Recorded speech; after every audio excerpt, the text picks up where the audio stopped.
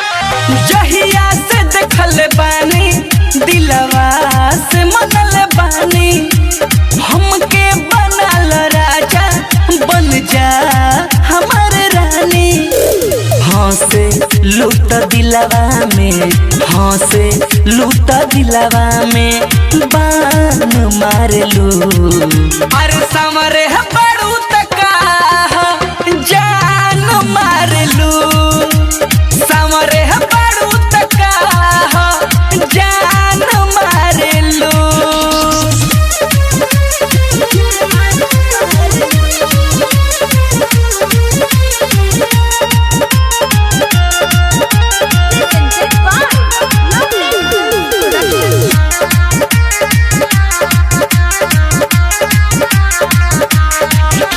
मिश्री लगेला बोली सिसकी लगे गजल हाँ प्यार में दिलवा खिल के हो गइल कमल हाँ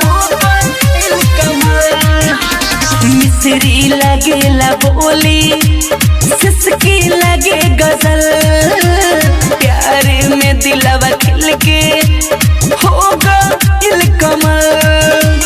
सजे लूटा लागे की सजे लूटा लागे की चान लागलू समरे पड़ू तका जान मारलू समरे पड़ू तका जान मारलू।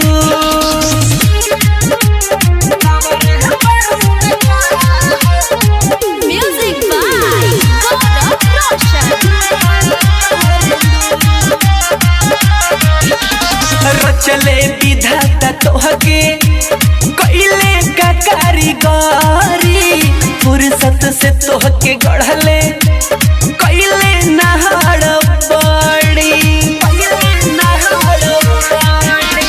रचले विधाता तोहके कइले का कारीगरी तोहके बनावे में ना कइले हड़बड़ी बोली बिहारी आनंद के बोली आनंद मोहित करके परान काढ़ेलू समरे पड़ू तका जान मारलू समरे पड़ू तका जान मारलू।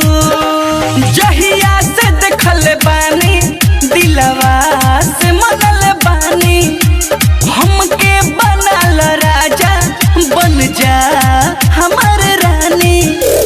हंसे लूट दिलवा में हंसे लूट दिलवा में बान मारलू समरे